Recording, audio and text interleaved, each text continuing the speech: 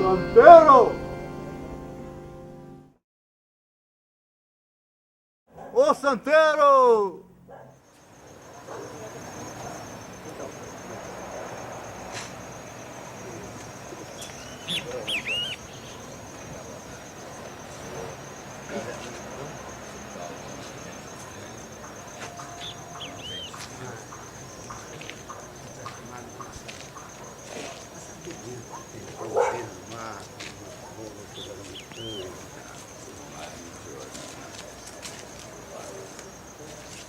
E aí, tem que começar a entrevista. Vamos falar aquela coisa do bolo, né?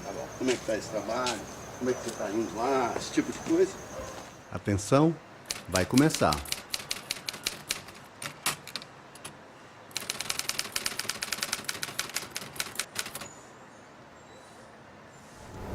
Quer dizer, eu não sou de Niterói, né? Eu sou do Rio. Pois é, eu vim morar em Niterói, né? E aí acabei construindo, né, o meu barraco de luxo ali em Charetas, né? Perto do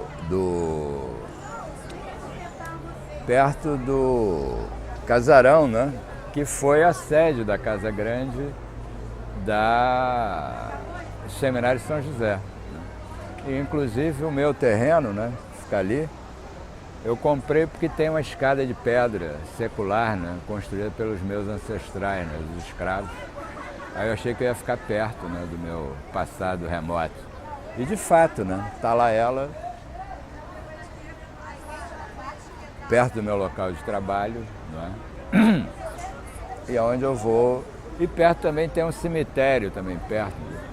Então, em último caso, eu posso ir andando, né, e fico logo ali no cemitério, então não vou dar trabalho, não vai precisar transportar, nada disso. Inclusive, um dos motivos, né, de fazer a casa, de construir a casa, né, porque a família foi crescendo, né, e a rigor não é nem a minha propriamente, né, é da minha mulher, né, porque ela tem 4 filhos e 7 netos. O de 7 anos é o meu alter ego, né, a única pessoa com quem eu me comunico no mundo, né. O resto é meio difícil. Ele é ótimo, a gente fica discutindo o dia inteiro, divertido. Eu nasci assim, eu cresci assim. Não, eu nasci em Copacabana, né? Eu sou um homo copacabanensis, né? Acho eu, né? Sim, bem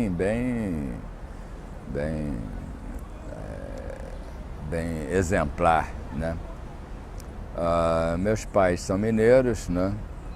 Mineiro gosta de mar, né? Essa coisa, obsessão, né, por mar, né? São, como bons mineiros, são primos entre si, né?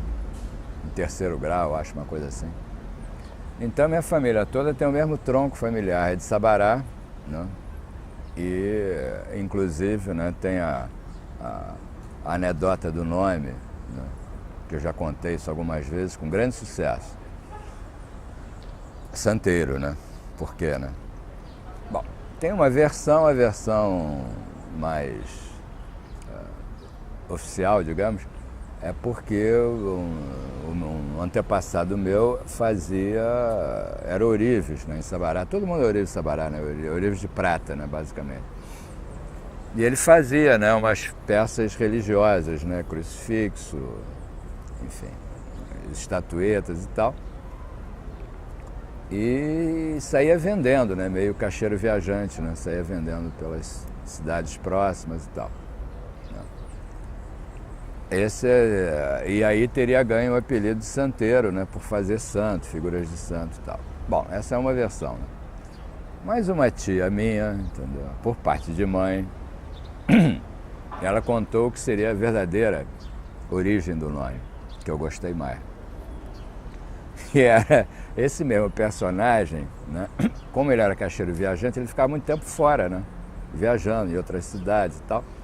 Ele sempre chegava de volta em Sabará, né, e começava a contar para ele: "Você sabia que a mulher do padeiro fugiu com o açougueiro?" Sabe do que? Ele disse: "Ah, não sabia, eu estava viajando, não sabia e tal." Aí ele andava mais um quarteirão, aí vinha outro: "Pô, você sabia que a mulher do padeiro fugiu com o açougueiro?" Não sabia, eu estava viajando." Ou seja, ele se fazia de santo. Portanto, santeiro é porque ele se fazia de santo. Eu não sei porquê, eu identifiquei, o meu DNA se identificou mais com essa versão do que com a outra. E ficou, né, o nome, virou nome de família, né? O que me dá o prazer de ser provavelmente o único Sérgio Santeiro do mundo, né? Não tem mais ninguém com esse nome. Tem uns santeiros por aí, tem poucos, mas tem. Tem em Portugal, mas eu não sei, quer dizer, eu não acompanhei. Mas então, meu pai saiu, né, de Nova Lima, que era onde ele nasceu e vivia, que é perto, né, tudo perto. E veio ser, ele é dentista, ele é formado, né, como dentista, e foi ser professor de odontopediatria, né, que é tratamento de criança, né, na universidade, era a Universidade do Brasil, né, era a atual Universidade Federal do Rio de Janeiro, né, lá na Praia Vermelha, né? E é o verdadeiro professor santeiro, é ele, né? Não sou eu, né? Eu sou o segundo, né? E ele nunca entendeu direito. Meu pai era uma coisa engraçada, ele nunca me entendeu direito, né? Ele achava uma coisa meio esquisita, né? Como é que eu criava tanto caso, né? O cara tão, né? Mas ele nunca me censurou por causa disso, né? Minha mãe, por outro lado, entendeu? Que era uma coitada de uma mineira exilada no Rio de Janeiro, né? Ela tinha horror de elevador, praia, tudo isso, nada disso. E estava afastada da família dela, né? Dos parentes e tal, o que ela achava um terror, uma coisa que ela nunca se conformou, né? Mas minha mãe é autora também de uma expressão absolutamente genial a meu respeito, né? Que eu sou muito inteligente, né? Muito inteligente, muito culto, né? Muito coisa, muito bem formado, tudo isso. Aí minha mãe, presenciando os meus, né, fracassos, né, vida fora, ela se virou assim: "Meu filho, não sei para que serve tanta inteligência", né? Que eu acho que é uma definição genial, né? Pô, inteligente, mas o cara não consegue. O cara não. Como é que pode ser tão inteligente, né? Não consegue, o cara não consegue, não, pô. Mal consegue andar, eu acho, sei lá. Fica tudo complicado, dá tudo uma confusão. Né? E ela, no espírito, né, primitivo, né, dela, a interpretação dela é: isso é para nada, é muito inteligente, mas não é para nada, né? E eu achei também, são as duas definições a meu respeito que eu gosto muito. Uma que é a do nome, né? E outra que é para que serve tanta inteligência, né? Eu também não sei, não faço a menor ideia. Mas eu vivi muito, né? Eu fui, né? Que é uma das coisas que eu também digo para todo mundo, né? Todo mundo acha que eu sou também, né? Mesma história, né? Eu sou muito culto, muito inteligente, muito fino, né? Muito sofisticado, tudo isso. Mas eu sou moleque de rua, né? Eu fui criado na rua, né? Em Copacabana, na época, né? A época é o quê? Anos...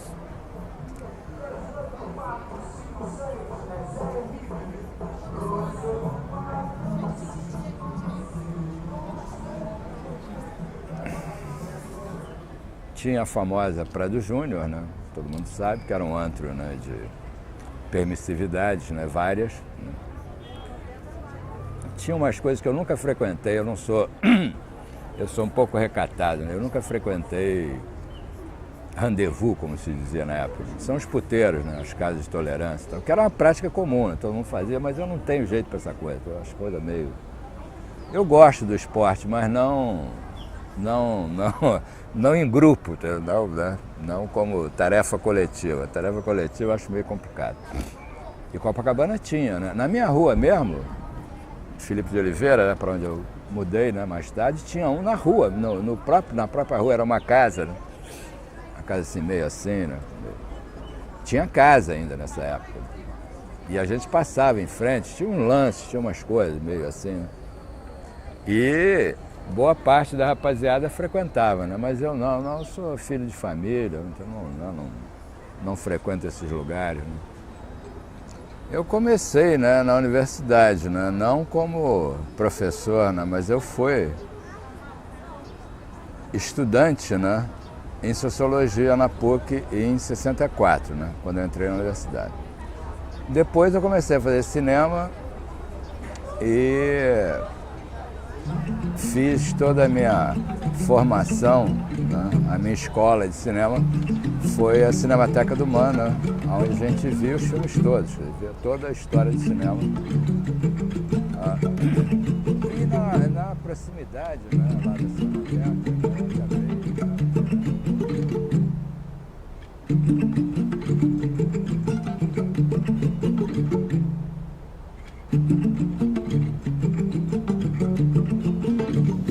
Paixão foi um filme que eu fiz, na verdade,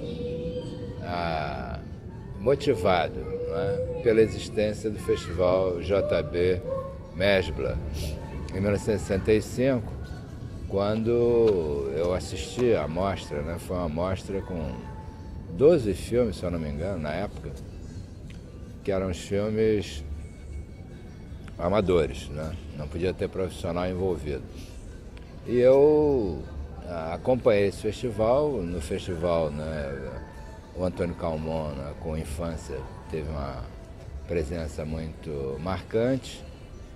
E éramos colegas de faculdade, e eu me senti desafiado a fazer um filme, né, que foi o Paixão. Paixão é um filme que eu costumo dizer, ele é uma história poética do golpe de 64, quer dizer, ele é a impressão, né, que o golpe de 64 causou em mim e que eu imaginei que com isso eu estaria refletindo, né, essa ocorrência, que foi uma ocorrência trágica, né, na história do país.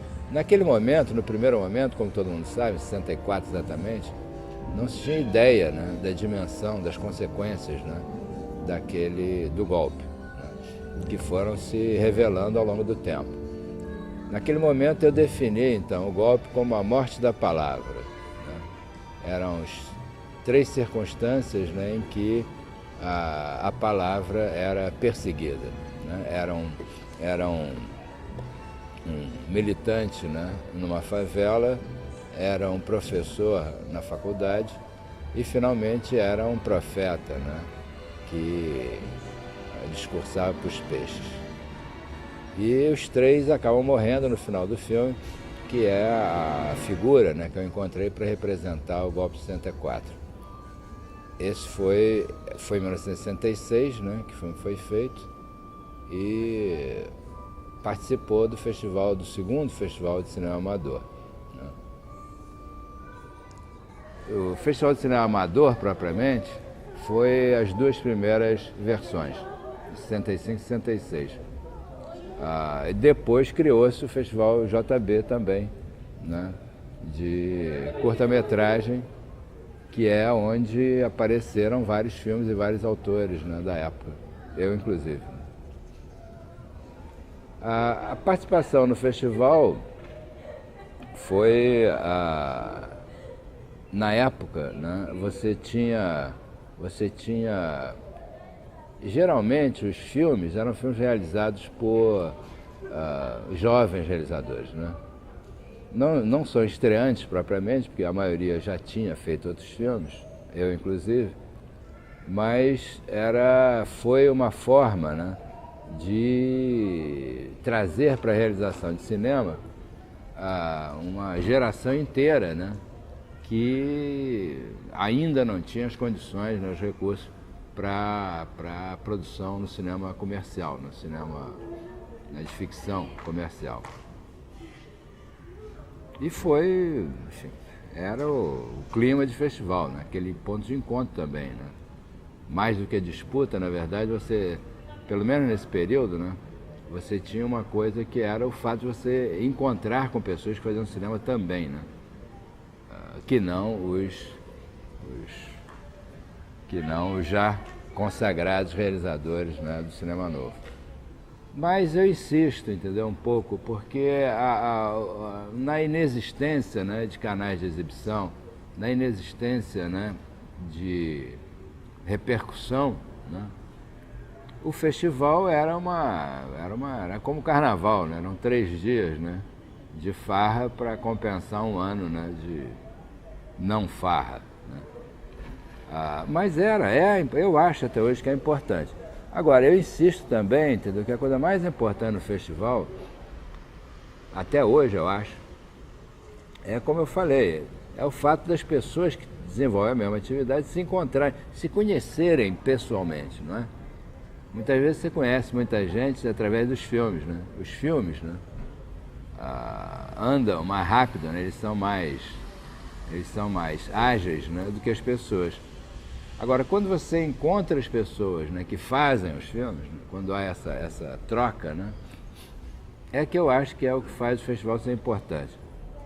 O Claxon é um filme curioso, porque o Claxon era para ser um longa-metragem, né, sobre o modernismo, né, mas a falta de condições de produção, né, fizeram com que eu me concentrasse no que seria o primeiro episódio, que é Claxon, que é a revista, né, dos modernistas, né, lançada em seguida à Semana de Arte Moderna de 22. É uma revista que existiu, né, de 22 a 23, né, ela teve 11 números, né, e, como eu dizia na época, ela é uma forma de consolidação, né, do movimento modernista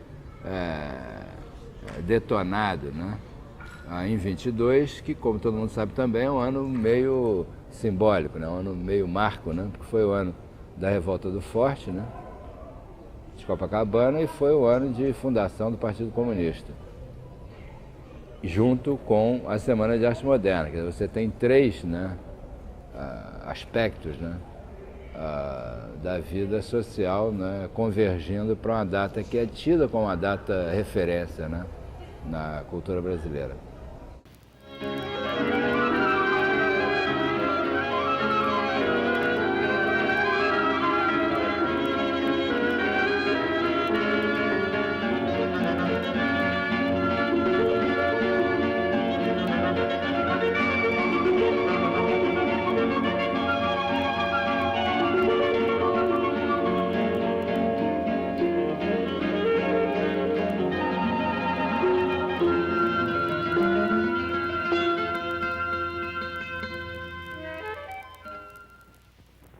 Há perto de 130 anos que a humanidade está fazendo manha.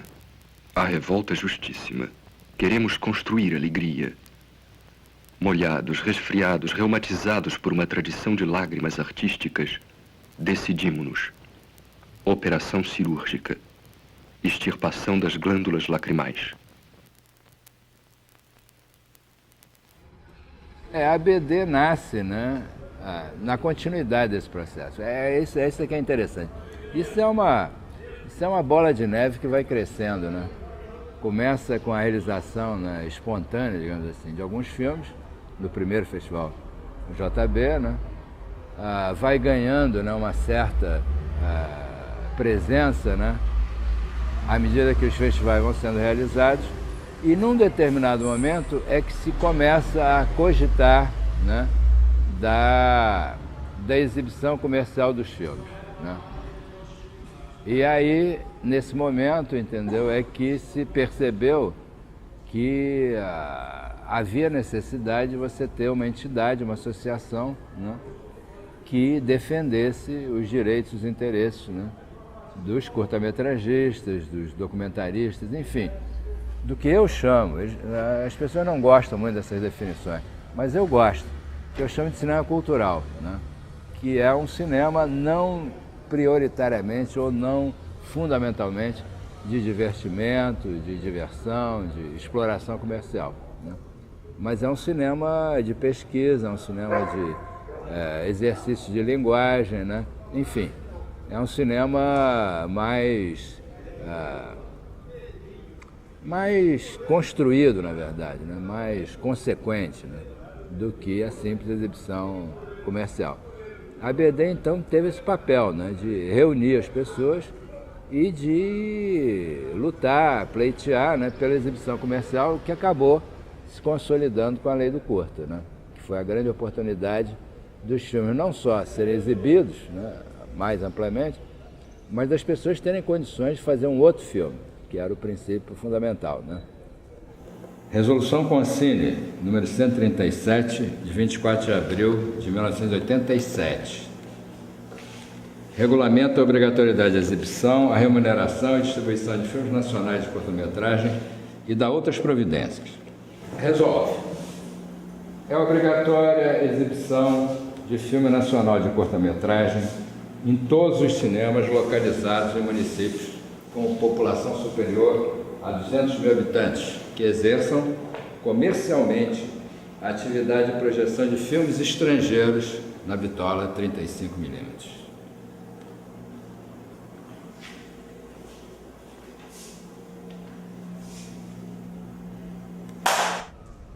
Mas para você ter uma ideia, as assembleias da BD eram aqui, né? Era aqui numa sala do museu, uma das salas aqui de baixo. Depois é que migrou para outros lugares, mas originalmente a instalação da BD, por assim dizer, foi num seminário realizado aqui na Cinemateca do MAN, né? Enfim, os vínculos são muito estreitos, né? São muito próximos, né?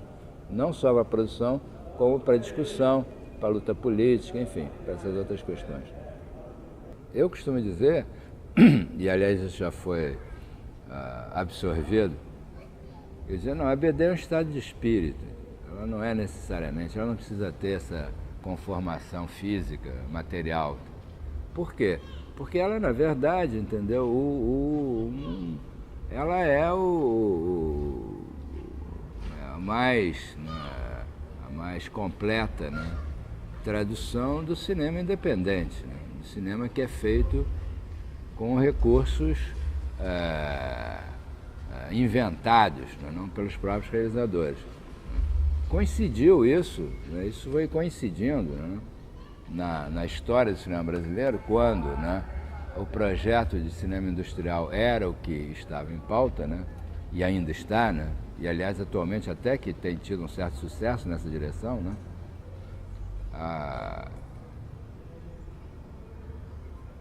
e isso coincide, entendeu, com o que eu acho que é o projeto de geração do cinema novo, né?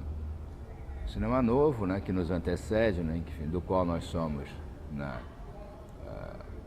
descendentes, mas não continuadores, né,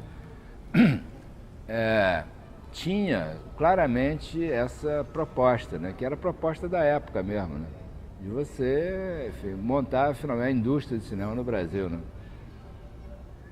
Essa outra proposta, né, essa outra postura, né, é onde não cabe todo mundo, evidentemente. Então, essa outra postura é uma postura que insiste na proposta do cinema independente sem necessariamente estar atrelada ao sistema comercial de cinema. O sistema comercial de cinema é representado pelos exibidores, né? E os exibidores não gostam de exibir filme brasileiro nenhum, e muito menos o curta-metragem, porque era uma coisa que não existia, né, até então, né? Não era uma coisa, foi uma coisa que foi sendo construída, né, ao longo do tempo, né? Então os exibidores se tornam, né, adversários do curta-metragem por decisão deles, não por decisão dos curta-metragistas, que muito pelo contrário, gostariam muito de ter seus filmes exibidos, né, nos cinemas e remunerados, né, que é o que a lei do curta permitia. Agora, à medida que isso vai virando, né, então o que acontece? Né? Na medida que isso vai virando um embate, na medida que isso vai virando um confronto, como, geralmente eu sou moleque de rua, né, de Copacabana, né, então tinha aquela coisa de você passar o risco no chão, né? Quem está de lá é inimigo, quem está de cá é amigo, né? Então, no que você passa o risco no chão, né, o exibidor, né, está do lado de lá. Quem depende, ou quem propõe, ou quem pensa em depender da exibição comercial, fica do lado de lá, evidentemente. Não vai ficar do lado de cá, porque aí vai virar alvo também, né, da represália dos exibidores. E nisso foi se caracterizando, né? Na medida em que o próprio longa-metragem comercial e tudo, apesar do seu desenvolvimento, né, não conseguir boas relações, né, com os próprios exibidores, a pressão do curta-metragem acirra mais, né, a oposição dos exibidores ao cinema brasileiro. Portanto, contraria, né, os interesses dos longa-metragistas comerciais, como se diz, né? E aí isso cria, então, vai criando, né, uma área de... Quer dizer, vai aumentando, né? Vai a tropa do lado de lá vai ficando maior, né? Aí se você junta os burocratas, né, do sistema, que também não querem, né, ficar expostos a esse tipo de confronto, né? Esse confronto é um confronto, enfim, prejudicial para o bom negócio, segundo eles. E isso é que fez com que aparecesse, né, ficasse parecendo que a ABD e os curta-metragistas e documentaristas são o problema, né, do cinema no Brasil. Eles são a solução, né, de cinema para todos, né, cinema para muitos mais, né, do que apenas os que têm acesso ao circuito comercial.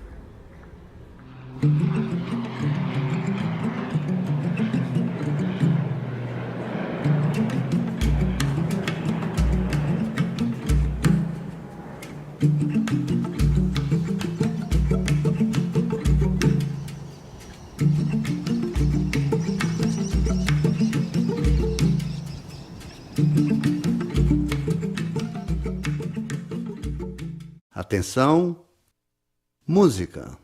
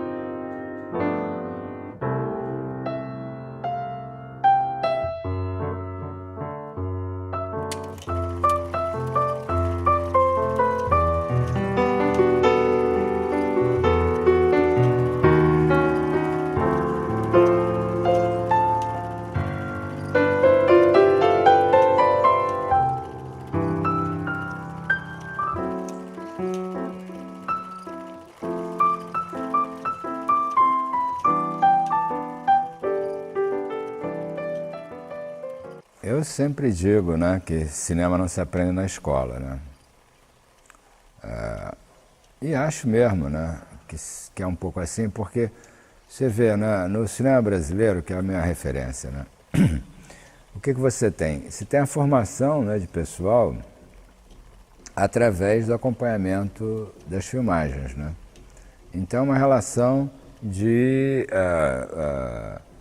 mestre e discípulo, né? Então, os fotógrafos, né, geralmente, começam, né, como assistente de câmera, né, cuidando de trocar chassi, né? Bom, é verdade que muitas dessas coisas não existem mais, mas enfim, entendeu? Existia, né? Então, trocar chassi, né? Tem o outro que é o foquista, né? Que já é um assistente com mais experiência, né? E nisso, quer dizer, nesse processo, né? As gerações vão se sucedendo, né?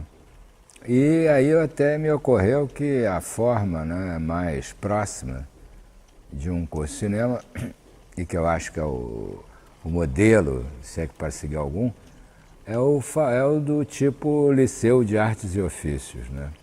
Quer dizer, não é uma coisa, né, extremamente formalizada, mas é a partir, né, do acompanhamento que os que sabem menos adquirem com os que sabem mais, né? Esse é que eu acho que é o formato. Aqui entre nós, né, essa de certa maneira, foi, né, a forma, né, que o Nelson, que é o criador do curso, implantou, né, para o curso de cinema. Todo mundo sabe, né, que na época que ele dava aula, muitas vezes a aula dele era arrebanhar a turma toda, né, para acompanhar a filmagem, né, que ele eventualmente estava fazendo, né. Então, a coisa da aula formal, aula de sala de aula propriamente dita, né, popularmente chamada de cuspigis, não se aplica muito, né, para você, numa atividade artística em geral e no cinema em particular. Nós tínhamos, né, um ganho, né, e aliás esse é um dos reclamos do próprio Nelson, né, que era o fato de você ter um cinema, uma sala de exibição, que é o Cinearte UF, onde estamos neste momento. E que foi concebido como um laboratório, né, de ensino, especialmente para disciplinas como exibição, distribuição, né, em que os estudantes iam podendo acompanhar, né, vendo como é que essa coisa se constrói, né? Como é que se faz um cinema, aí uma sala de exibição, né? Programação, divulgação, enfim, as atividades todas. Porque, como eu já repeti também, entendeu? Não basta fazer filme, né? Você tem que fazer cinema, que é uma atividade mais ampla, mais complexa. No entanto, ao correr do tempo, por um motivo ou por outro, ou sem motivo algum, né, o Cinearte UF foi encampado, não é, pela reitoria, quer dizer, se transformou num apêndice, né, da reitoria, né, se transformou numa vitrine, né, da reitoria, que é esse prédio que aqui em cima existe, né, e como todo mundo sabe, foi a famosa sede do Cassino Icaraí, né.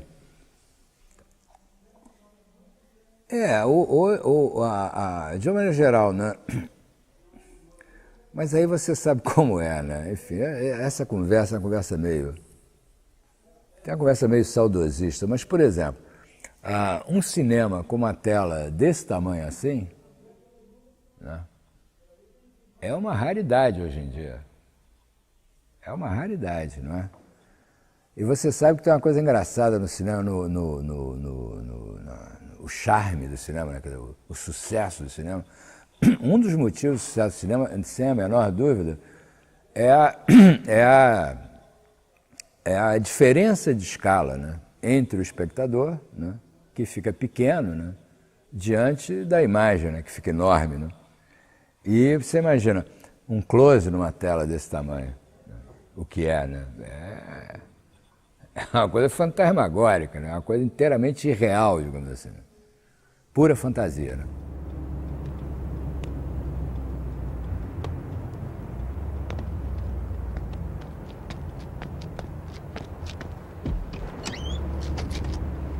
E aí, cara? Beleza? Beleza. Vê lá o que tu vai arrumar aí. Que nada, é a maior limpeza. A gente vai lá rapidinho, papum, tá liberado.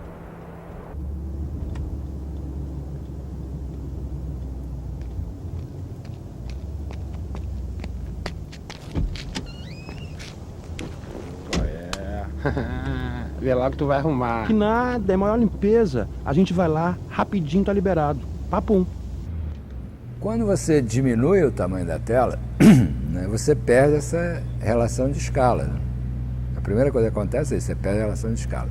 Não preciso dizer, entendeu, que você perde a definição de imagem. Né? Isso eu não preciso nem falar, né, não? Quer dizer, a coisa vai gerando vai virando um outro paradigma de imagem, não é? Que é menos definido, né? Que é menor. Né? Imagina, hoje em dia você vê filme no celular, né? E faz filme também no celular, né?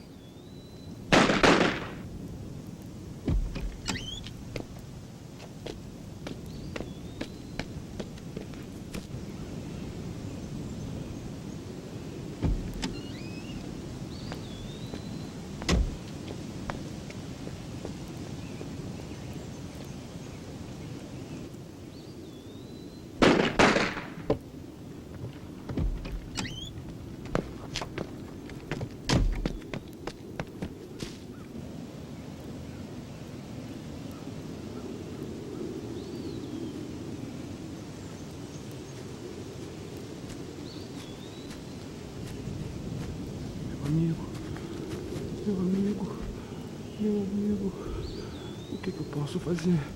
O que é que eu vou fazer? Qual é, meu? Dá a volta, não é nada contigo. Teu compadre é que se deu mal. Se fica na tua, sai limpo. Vai, te manda. Bom, você sabe que numa visão coletiva, quanto mais ampla, né, o número de espectadores, ele gera um fenômeno social curioso, não?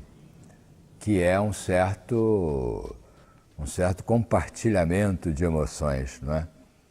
Então, se num cinema grande, não, 2 ou 3 pessoas dão uma risada numa cena, essa risada meio que contagia, não? E todo mundo ri. Né? Também é uma cena emocionante, de choro, ou de qualquer coisa assim, né? Ou de medo, né? Há um contágio, né? Nessa experiência de fruição coletiva do cinema, né? É mais um corpo na beira da estrada. Desovaram mais um. Acerto de contas? Queima de arquivo? Crime passional? A polícia procura o assassino que fugiu com o carro do defunto. Ele está na rua. Ele é um perigo. Ele está à solta. A cidade contra o crime. Mais recentemente, uma das minhas grandes, né, decepções, né?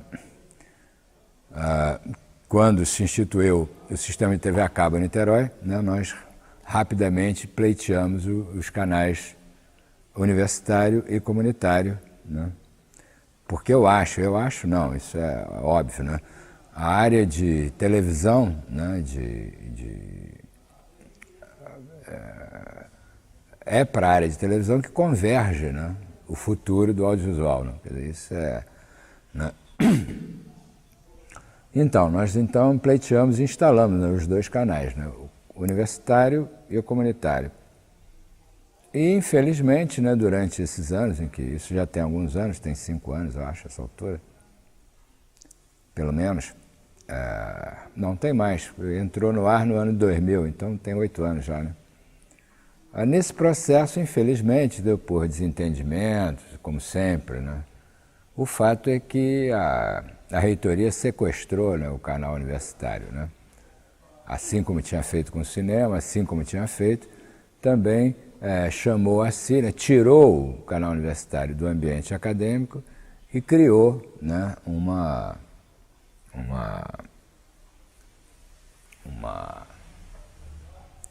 repartição, né, onde eles ficam lá, entendeu? Reproduzindo matérias, na verdade, promocionais, institucionais da própria universidade, o que não era o espírito da coisa, né? Agora, na Universidade Federal Fluminense, o audiovisual é uma área de excelência, reconhecido nacional e internacionalmente. Isso não é quintal administrativo, isso não é quintal da PROEX, isso não é quintal da reitoria. Vocês não podem intervir num canal público, vocês não podem privatizar um canal público, ninguém pode privatizar um canal público. E foi o que aconteceu. O que eu me empenho, o que eu me bato, é simplesmente o seguinte: a universidade deveria ter a honra, o orgulho de abrigar 2 canais públicos, que são uma conquista histórica da luta da democracia. Não, o que é que vocês fazem? Vocês privatizam, vocês plugam essa coisa que é SESC, SENAC, que coisa lá sei eu. Isso é lixo, isso é subgrobo, isso é vagabundo. Como eu digo, isso é o pecado dos 3 P's: privado, patronal e paulista. Eu não tenho nada a ver com isso. Eu não tenho que pagar prenda para serviço de segurança privada. Eu não admito que nenhum serviço de segurança privada me interpela, entendeu? Interpole, não sei. Agora, segurança privada vai para a privada. Eu não admito, eu sou um servidor público federal. A segurança privada vai para o raio que a par. Peço-lhe pouco, não me deixe, conquisto a fina teia de relações que vai do meu umbigo ao cu do mundo. Não, é porque o Primeiros Cantos, entendeu, foi um filme, um dos meus filmes limite, né, que era aquela coisa do meu estágio de equilíbrio mental. Eu não podia mentir, eu tinha que dizer coisas que fossem verdades, né, para mim, né, no momento. E uma delas, e foram colhidas no meu livro de poemas, né, Saudades de Copacabana. Eu colhi 3 ou 4 poemas menores que então eu próprio interpretei, né? E um deles, que no livro é exatamente a página do meio, é um poema chamado, etimologicamente, Falcão é uma ave de rapina, sendo que Falcão era o ministro Armando Falcão da ditadura, né? Então, atendendo a pedidos, né, eu vou reeditar o número, mas atualmente, né, o ministro da Justiça não é mais Armando Falcão, nem estamos na ditadura, né, pelo menos não na ditadura política, né? Então é uma coisa assim. Etimologicamente, Falcão é uma ave de rapina. Etimologicamente, Falcão é uma ave de rapina.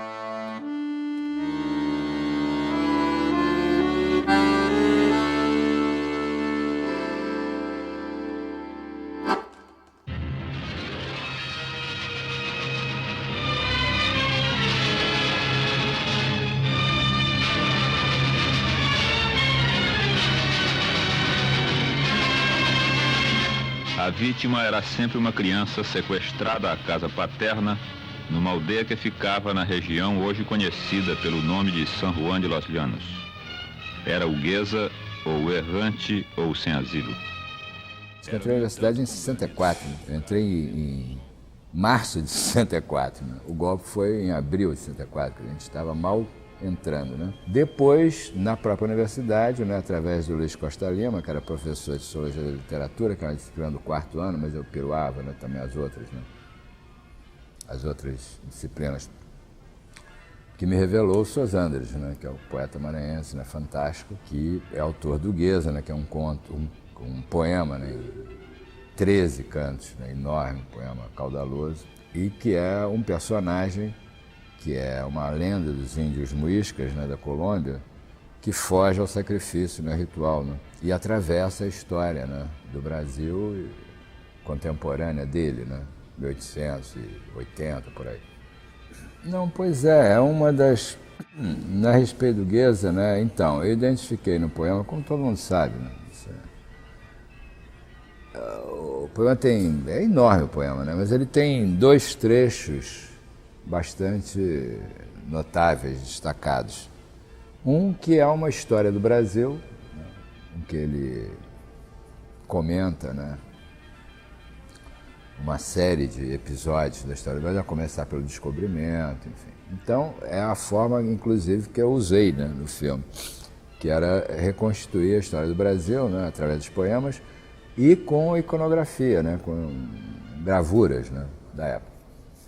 E aí eu passei, né, entre a minha ratice de biblioteca, né, eu passei uns 2 anos na Biblioteca Nacional, mais ou menos. Né? Eu adorava a Biblioteca Nacional. Eu ainda tenho o cartão da época, né, da Biblioteca Nacional. E eu fiquei lá, entendeu? Fuxicando lá no... Na época era o setor de iconografia, era setor de obras raras. Né? E eu fiquei vendo iconografia, é genial, tem alegorias, tem coisas fantásticas, né, da época. E uma das coisas era o livro, né, do TV, né, era protestante, né? Peraí, deixa eu não cometer nenhuma barbaridade, peraí. Não, o TV era abade franciscano, eu acho. E o Jean Delery que era o protestante, né? Acho que era isso. Que é a história que tem um paralelo através do Hans Staden também, né? Que é o branco que sobreviveu, né, ao ritual antropofágico, né, dos tupinambás da época, né, que é um ritual através do qual os vitoriosos, né, incorporam as qualidades do guerreiro inimigo. Né. Mas o guerreiro tem que enfrentar, né, a própria morte, né, ele não pode... Porque se ele ficar fraco, se ele chorar, se ele... Ai, mamãe, não quero morrer, entendeu? Bom, esse não dá para comer, porque isso daqui... Isso você dá para os urubus, né? Porque isso não presta, não tem qualidade, né? Eu, por exemplo, na minha época dos meus 15 anos, eu já tive 15 anos, né? A gente acha que eu nasci assim. Não nasci assim, não. Eu nasci como todo mundo, entendeu? Né? Aquela coisa, né? Eu tenho uma coisa absolutamente genial, que é o seguinte, entendeu? Eu achava, até os 25 anos de idade, mais ou menos, olha só, hein? E o que compreende, né, esse meu primeiro início, né, que é o meu Paixão, que é o meu primeiro filme, eu fiz com 21 anos, né, de idade.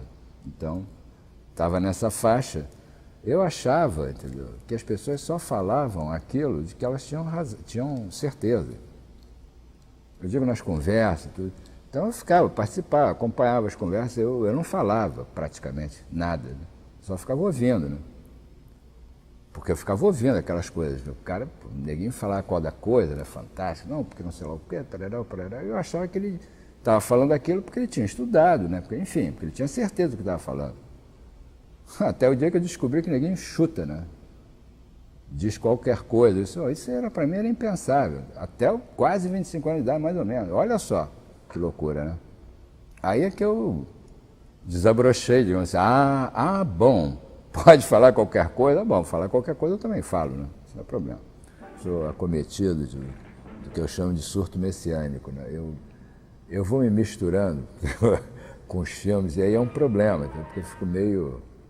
Por exemplo, no Viagem pelo Litoral Paulista, eu juro para você, juro por Deus, que quando você entra num ambiente desses, então tinha a casa do Bandeirante, né, assim. Eu juro para você, entendeu, que eu sentia o tempo, entendeu? Quando você entra no cenário, entra no espaço, né? Espaço vazio, né? Não decorado, tinha lá uma enxergazinha, uma coisazinha assim, que não era da época, certamente, mas era meio, entendeu? Meio assim. eu juro para você que eu sentia o tempo, era como se eu fosse um bandeirante. Eu retornava, não? No ambiente, não? A outro lá, o sítio, né, de Santo Antônio, né, que o Mário de Andrade comprou em ruínas, né? Que ele dizia que era onde ele ia passar o fim da vida dele, né?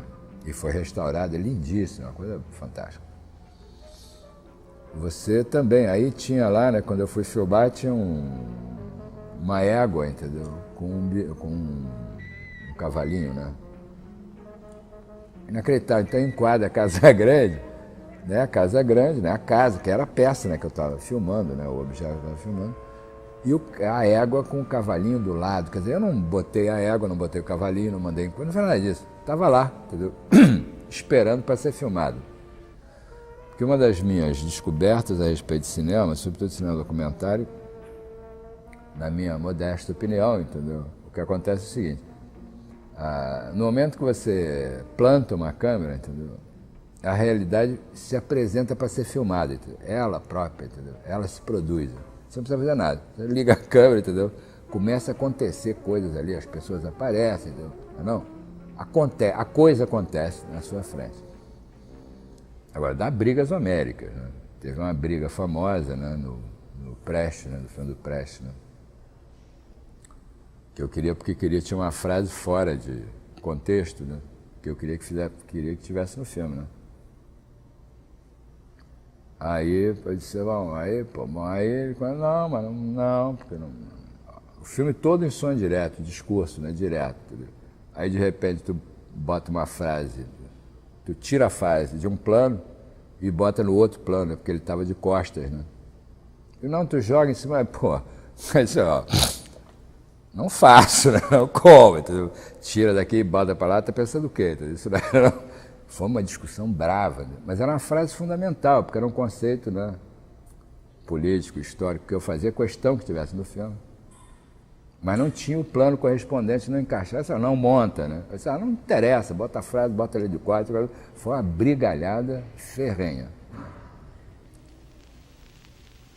Era o seguinte, eu queria filmar o Prestes, quer dizer, ele tem algumas coisas, tem entrevistas, né? O Nelson Pereira fez uma entrevista, né, de 10 horas com ele, para a TV Manchete na época, gravada em vídeo. Quer dizer, você tinha algumas entrevistas, mas eu não queria, eu queria ele como ele era, ele ao natural, digamos assim. Então, teve esse 1º de maio, né? Que era o centenário do 1º de maio, na verdade, né? Que era o 1º de maio, o primeiro 1º de maio, quando ele estava aqui de volta. E aí ele tinha, tradicionalmente, entendeu? Quer dizer, ele ia fazer o discurso dele no 1º de maio no Campo São Cristóvão, que era onde se comemorava o 1º de maio, né, no Rio, né? E aí, 2 dias antes, aí eu montei a produção toda, porque era uma coisa complicada, né? Montei a produção toda, então, sei lá o quê, aí, 2 dias antes do 1º de maio, disse, não, ele resolveu que vai fazer o 1º de maio em São Paulo, na Praça da Sé. Aquela loucura, desmonta tudo, sei lá o quê, e bota todo mundo no ônibus, no carro, sei lá, entendeu? Eu fui de carro, um Chevette, eu adoro, né, carro para essas coisas. O Chevette familiar, que era um carro pelo qual eu tinha muito apreço, adorava ele, foi roubado mais tarde e tal. E foi o tadinho do Chevette, quase arrastando no chão. O Chevette é baixo, né? Bota a câmera, a caixa da câmera, caixa de câmera, não é aquelas coisas. Aquele metal, aquilo pesa, que é o diabo. Aquilo dali, teledel, bababá, enfim, os equipamentos ali. E nós de noite, na véspera, pela estrada, né? Pela Rio-São Paulo, né? E eu, como sempre, né? Aquela coisa, ninguém não aguenta. Né? E eu dirigindo, no caso. Eu fui dirigindo, não sei como, não me pergunte como. Sei que chegamos, estamos em São Paulo, de madrugada, 5 horas da manhã, sei lá. E fomos para a Praça da Sé, né? Companheiros e amigos, trabalhadores do ABC paulista, eu e meus amigos comunistas revolucionários e não oportunistas. Saudamos o povo do ABC. Saudamos, por intermédio de vocês, todo o povo paulista e a sua classe operária. Neste 1º de maio, o Dia Internacional dos Trabalhadores. Eu vou terminar saudando mais uma vez a classe operária. Viva a classe operária brasileira!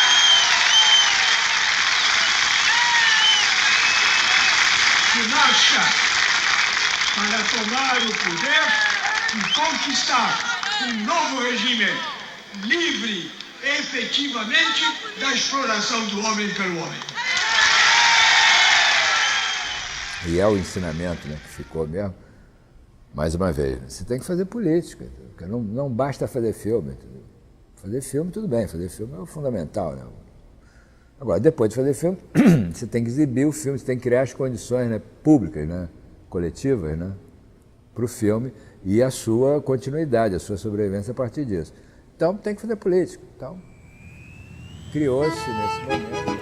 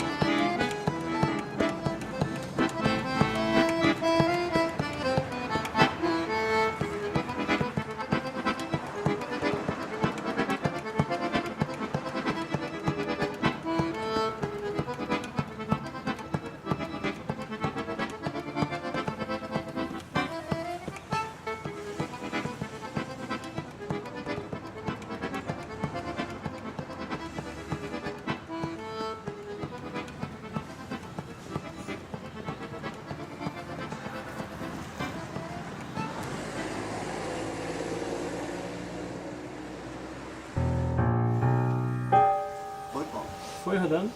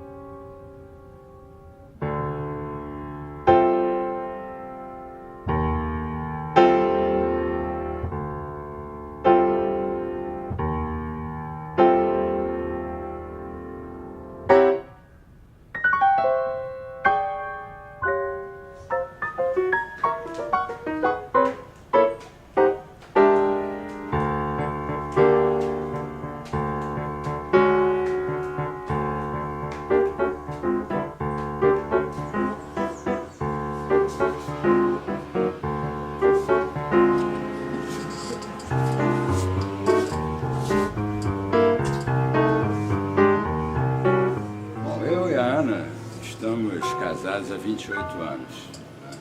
E moramos aqui há 10 anos, não é isso? É, não, 19. E, bom, eu não tenho filhos, mas a Ana tem 4 e 7 netos, que eventualmente, né, vem aqui, passam uns dias. Às vezes a casa está cheia, às vezes não está, mas... E a gente vai dando conta disso, né? Muita satisfação, pelo menos por enquanto, né? Nos conhecemos no Baixo Leblon. Baixo Leblon, quando ele ainda era Eu estava ainda no início, né, eu acho, né? Ainda não era muito, né? Não, era assim, já era? 81. Precisaria Guanabara.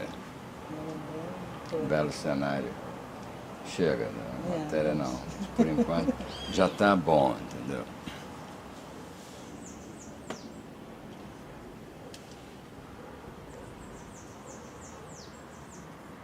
Aqui é assim, entendeu? Tipo o quê? Deixa eu ver. Assim, 7 horas da manhã, mais ou menos. Aí os bichinhos acordam, né? E fica uma cantação para todo lado. Tem muito bem-te-vi, né? Bem-te-vi é um pássaro meio perigoso, né? Para quem tem, né? Enfim, para quem tem problemas persecutórios, né? Porque ele fica o tempo inteiro. Bem-te-vi, você fica, uai, o que eu estou fazendo? O que não é não? O bicho está dizendo que está me vendo, não? O que é isso? O que está acontecendo? Show, show, passarão, show, show, passarão. Não me espantes com teu bico que eu te espanto com meu show, show, passarão. Show, show, passarão. Não me espantes com teu bico que eu te espanto com meu show, show, passarão. Show, show, passarão. Televisão é equívoco, né? As pessoas acham que... E televisão é uma emissora, né? Ele emite, entendeu? Só. Essa coisa da televisão produzir... As coisas da televisão produzir exclusivamente o que vai ao ar, o que ela emite, é um desvio brasileiro, né? Isso não é uma coisa... Não é para ser assim, né?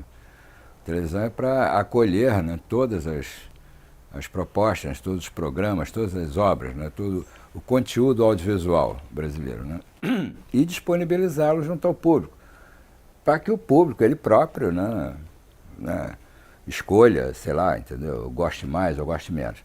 Agora aqui é o inferno, não, como eu digo, isso é o 40 milhões de pessoas vendo a mesma coisa ao mesmo tempo, para mim é um grande campo de concentração, né? Não tem, entendeu? Não vejo muita graça nisso. Eu acho que seria muito interessante se você tivesse, né, 40 milhões, né, de produtores, de realizadores, né, expondo, né, os seus pontos de vista, expondo, né, o seu trabalho, né. E a televisão seria apenas o veículo, né, de comunicação, né, que abrigaria e que repassaria isso para o público espectador, né. Entendeu? O povo, como se diz, né, eles são, quer dizer, o povo cria toda a cultura da qual ele necessita, né, para viver, né, entendeu? Não precisa, entendeu? Não precisa nenhuma erudição, não precisa nada disso, é como se vê, né?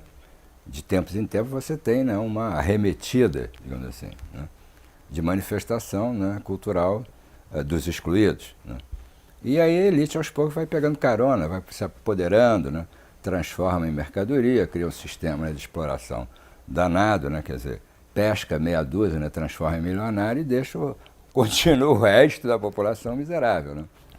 Eu, sinceramente, acho que eu estou numa boa curva do tempo, entendeu? Com o que foi possível fazer, né, com o que foi possível acompanhar, né, participar, né, muitas coisas, né, muitas contribuições anônimas, né, coisas que não tem, quer dizer, não tem registro, né, mas que cabe na cabeça, né, dá para sua cabeça ficar, né, se sentindo pelo menos confortada, né, a despeito de qualquer adversidade que aconteça, né. Eu acho que como se sabe, né, recomenda-se, né, às pessoas mais idosas, não é o meu caso, porque eu estou, né, evidentemente eu estou com a idade que eu tenho. Agora, eu não tenho problemas físicos, né, não tenho. O coração é ótimo, o pulmão está limpo, está tudo muito bem, né. Como eu não canso de dizer, né, o equilíbrio mental é que é um pouco oscilante, ele é um pouco, né, não. Às vezes eu me perco, né, sozinho, né, não sei direito para onde eu estou indo, como é que é, né, qual é o caminho, né, de ida, de volta, dá uma certa confusão. Mas nada no caminho pode nos descaminhar. De que servem os caminhos se não pudermos caminhá-los? E o barulho? O barulho das máquinas, o vozerio, as campainhas, tudo nos faz ficar indiferentes. A indiferença é o preço da sobrevivência. E sobreviver, acima de tudo, é o que é preciso.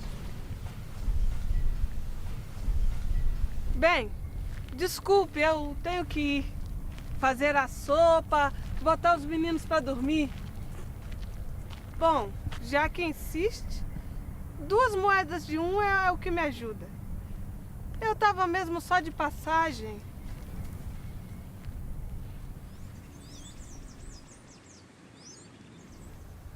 Eu, particularmente, né, como os meus filmes são muito simples, muito baratos, né, são pequenos, né, e a respeito, um ex-amigo meu, né, uma vez me batizou, né, com uma frase, né, a respeito, né, dos meus filmes, né.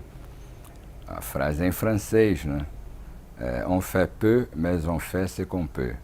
Que quer dizer, mais ou menos, a gente faz pouco, mas faz o que pode, né. Que eu acho que é uma boa definição para mim, né. A essa altura do campeonato são 16 filmes, se não me engano. O maior deles tem 25 minutos, né? Os outros todos, né, são menores e até bem menores, né? Que, aliás, também virou uma espécie de satisfação minha, aqueles filmes cada vez menores, mais baratos e mais simples, né? E eu, para dizer a verdade, eu ouso dizer, eu sei que isso pode parecer assintoso para a maioria das pessoas, eu me considero uma pessoa satisfeita da vida.